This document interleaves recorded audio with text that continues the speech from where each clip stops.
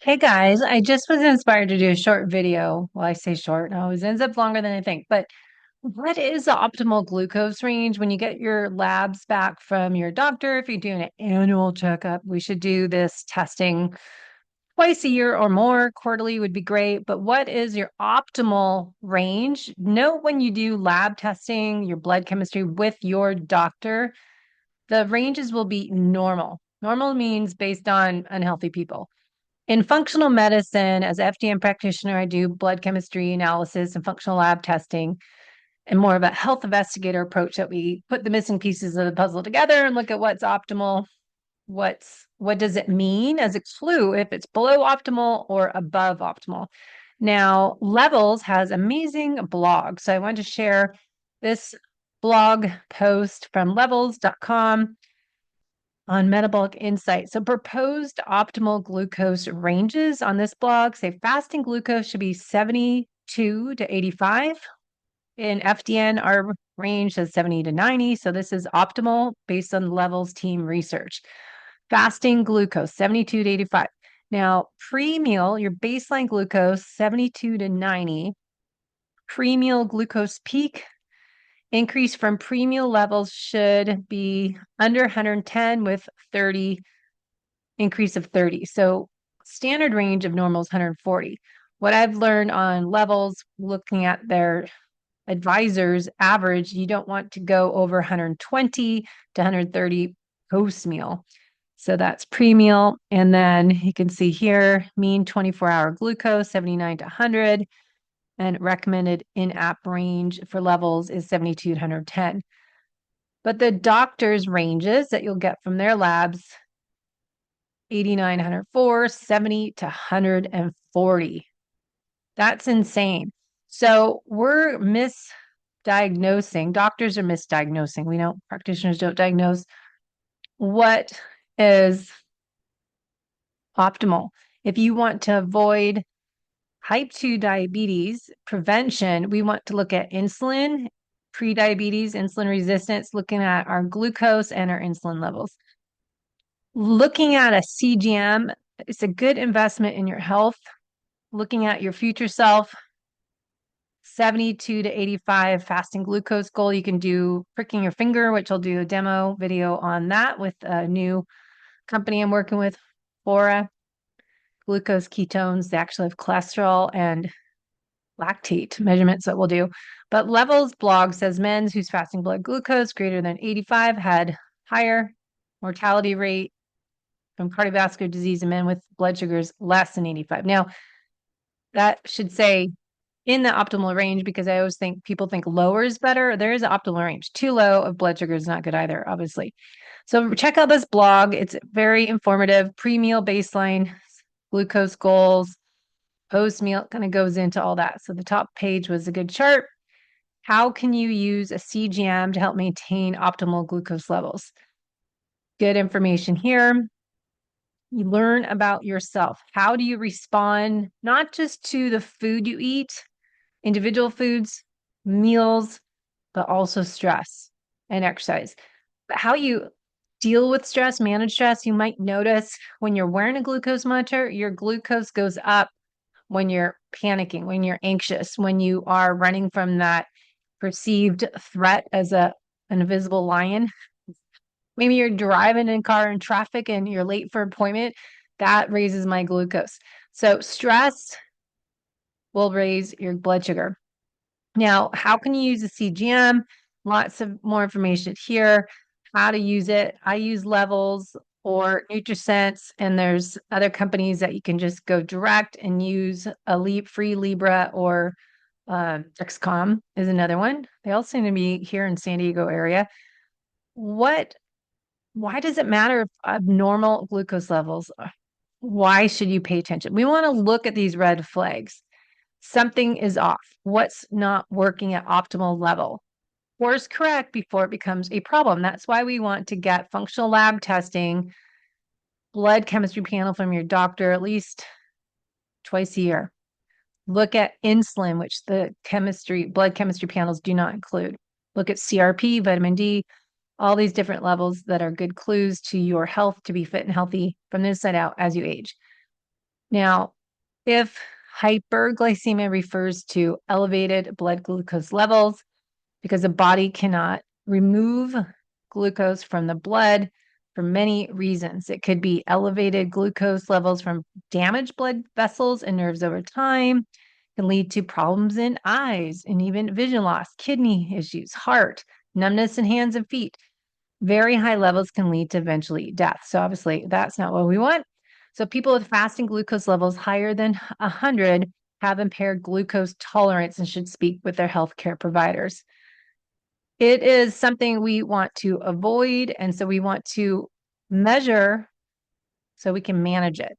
You can't manage something if you're not measuring. So as we talk more about vagal nerve stimulation to improve your heart rate variability, we want to use a glucose monitor, test a finger prick with Keto Mojo or Flora, or get a CGM with Levels or NutriSense. But just get yourself educated and take ownership of your health because you are the only one in charge of you.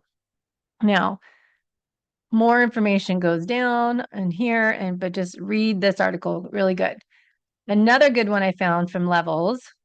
So you have this patch. You don't have to get a black patch. You can buy a skin color patch. What is prediabetes range? What should I do if I'm borderline? What is prediabetic? Well, fasting blood sugar before you test, make sure you don't eat anything, just have water up to 12 hours. Fasting blood sugar of under 99 is normal. 100 to 125 is indication of prediabetes. 126 or higher suggests diabetes.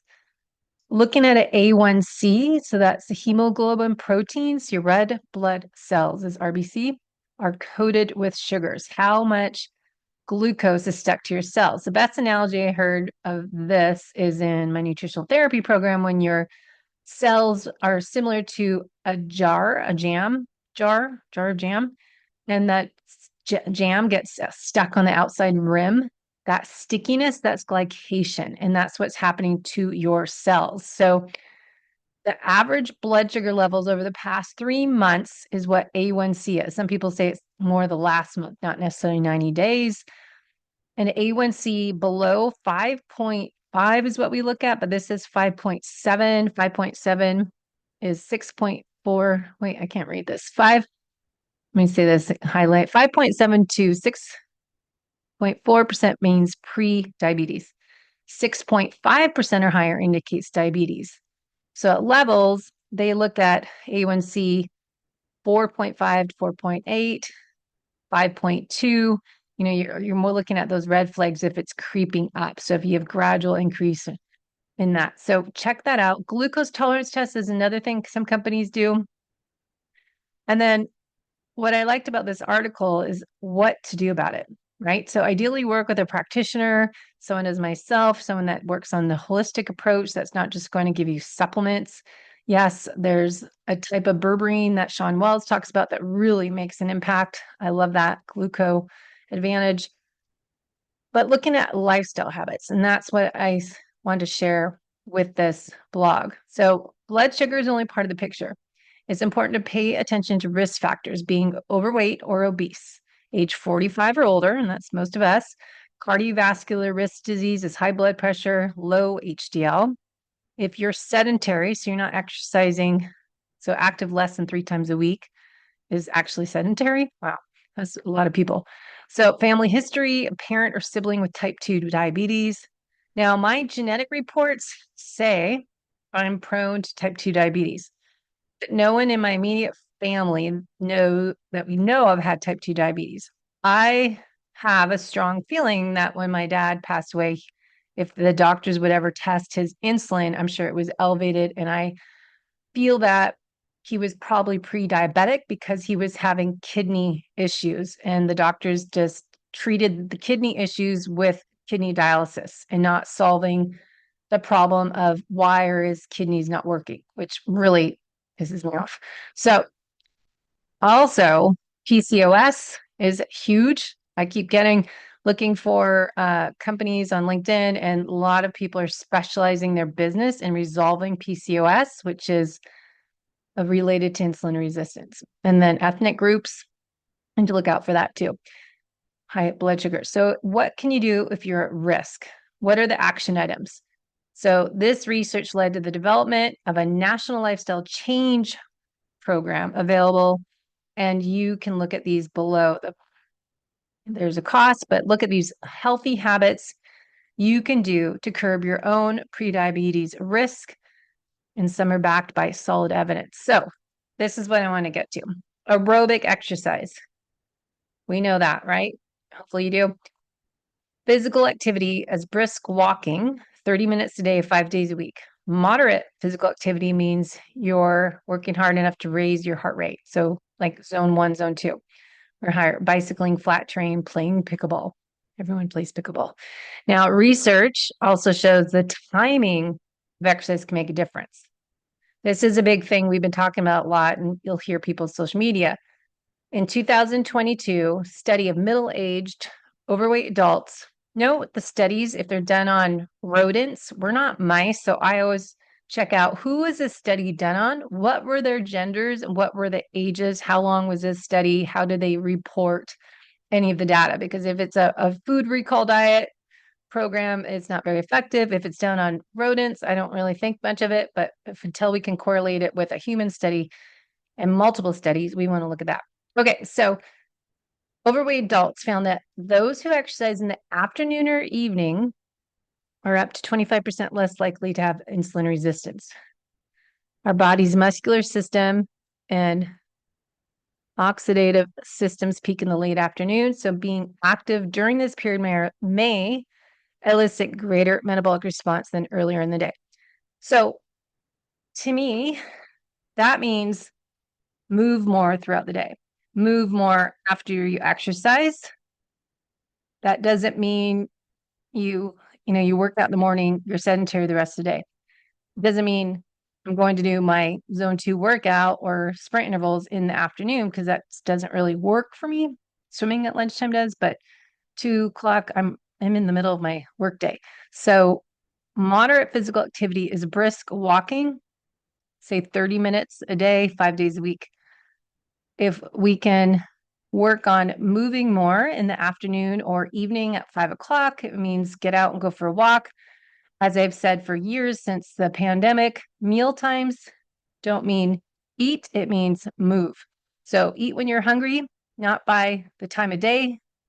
Eat when you're hungry and move instead, especially after your meals. Okay, number 2 on the list, we talk about all the time, strength training. So strength training, building, maintaining muscle mass is crucial for metabolic health. We've been talking about that a lot. And insulin sensitivity. I've been talking a lot about what happens as we age. We lose muscle mass. We just did a video on sarcopenia, anabolic resistance. So we lose muscle mass if we don't do anything about it. And we're more insulin resistant, especially females, as our estrogen drops. Muscles suck a lot of glucose. So if you have less muscle, you hinder your body's ability to clear glucose from the bloodstream. What is the solution? Increase your metabolism. What is your solution to improve metabolic health? Strength training. So here's some recommendations Levels has. Focus on lower body. Many of your biggest muscles are glutes, quads, hamstrings. Focusing on these efforts help you provide greatest return on investment. So again, the word I say, minimal effective dose. All right, I gotta take off my sweater. So this doesn't mean skipping other muscle groups. All strength is crucial for fitness. Take advantage of machines. They're great for beginners. I don't think you should always use them, but it gets you working. Well, this says weight machines guide your movement, making you less likely to be injured and use bad form. But I disagree. I watch people in the gym every morning and I cringe at the form people are using on machines. So machine does not mean you'll be doing it properly. I see people doing it wrong every day. So make sure you work with a trainer, or we can do a FaceTime workout session when you're at the gym and I can give you tips. All right, grab something heavy and move, it says. Now, if you watch my video on Instagram, I did this the other day. Move rocks, bags of dirt. You don't have to have heavy weights, but you can find things that are heavy. So article says, find some weights, a couple of gallon milk jugs, paint cans, books, anything heavy. climb stairs at home or local stadium. Next is having a pool. Getting in the pool, if you have joint pain, water can provide resistance and reduce impact on joints. Swim laps, as I do master swimming, it's much more fun than swimming on my own. Is boring. And pretty much any strength move on land, you can do shallow water. But I tell the swimmers this. Swimming, you still need to do dry land training because swimming in a pool is not weight bearing. So you still need the bone density exercise. All right, next it says resistance bands. Those are definitely affordable and easy to use, but if you listen to research for aging females, we need to overload the muscle a little bit more than bands. So they might be good to start with, but as you get your foundation stronger, you'll need a little bit more resistance to fatigue the muscle in 3 to 6 repetitions. Bands, it's really hard to fatigue it out. All right, next, nutrition. So Levels article says people improve their metabolic health by cutting refined carbs. Fewer carbs means that your body doesn't need to pump out as much insulin, easing burden on the pancreas, lowering the insulin resistance. So eating plenty of protein and healthy fats is what we talk about here, avoiding refined grains, refined flours, sugars, bread, pasta, cookies, soda. So it doesn't mean keto, it just means eat real food. As I say, Dr. Ken Berry talks about on his tons of free videos, content you can get on his YouTube channel. He's alive every week or at least once. Proper human diet. Just look at ancestral health, proper human diet.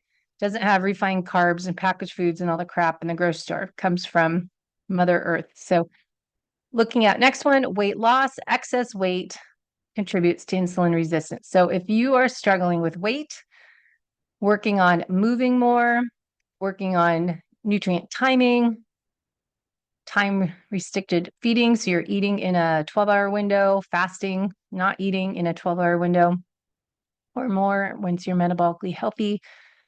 But losing, they say, little as 5% your body weight can help reduce risk type 2 diabetes. Next, they talk about something I love to discuss. It's focusing on body composition, not just body weight. Think about what Dr. Gabrielle Lyon talks about and Dr. Lehman and Lane Norton. They all did the same program together. We're not over fat, we're under muscled.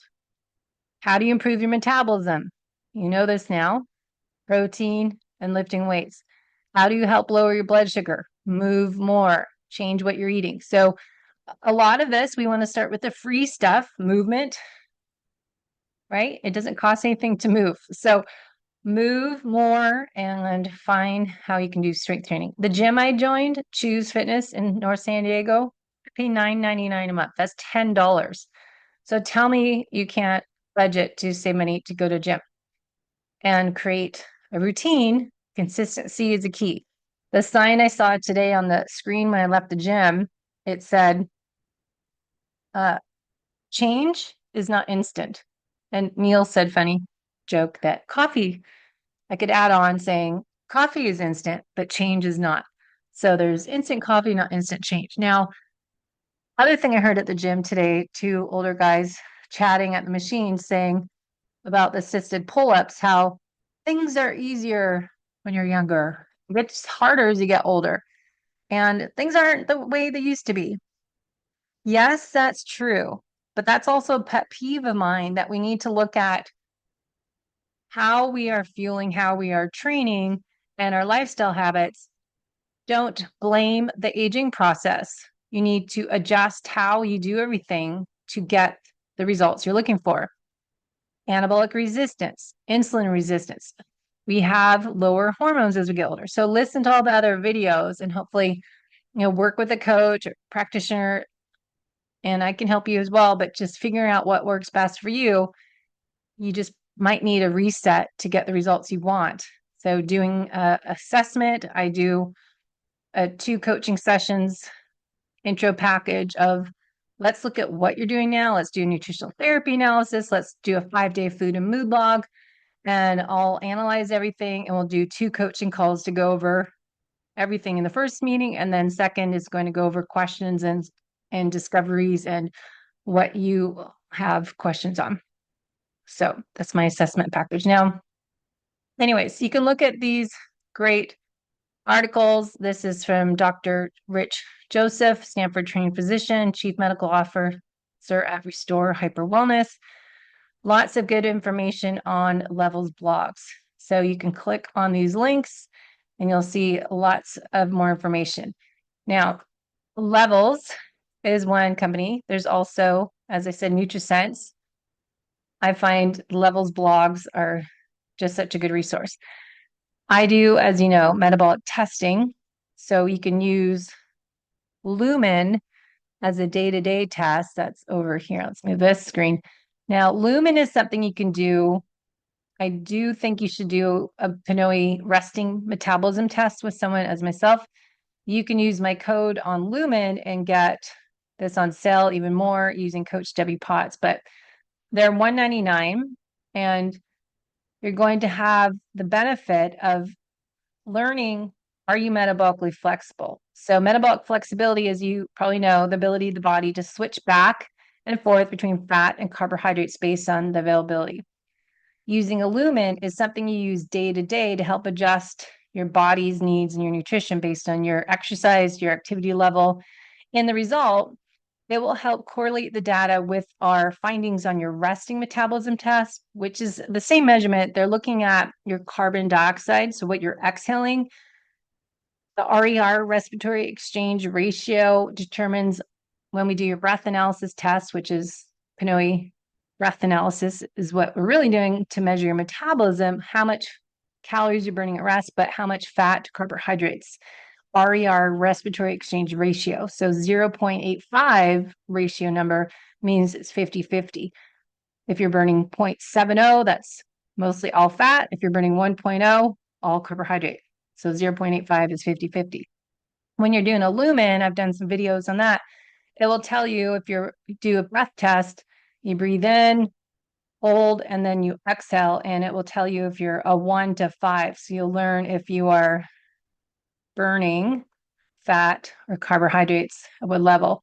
So you can look on their website to find more. I was going to look at their blog. You can see their blog is helpful too, exercising your metabolism, ultimate guide to eat for metabolism. So a lot of information on their blogs as well. So let me know if you have any questions. I know people are interested in taking care of their health for fitness, for mental clarity, sleep, energy, losing weight, of course, but we want to lose fat weight, gain muscle. Gain muscle is how you increase your metabolism. If you have questions, head to my website, debbiepotts.net, and learn more on these blog posts, but I'll put all the links in the show notes for this video. So checking out Lumen, RMR, getting all this testing done will help you learn more about what you need to do as a unique individual.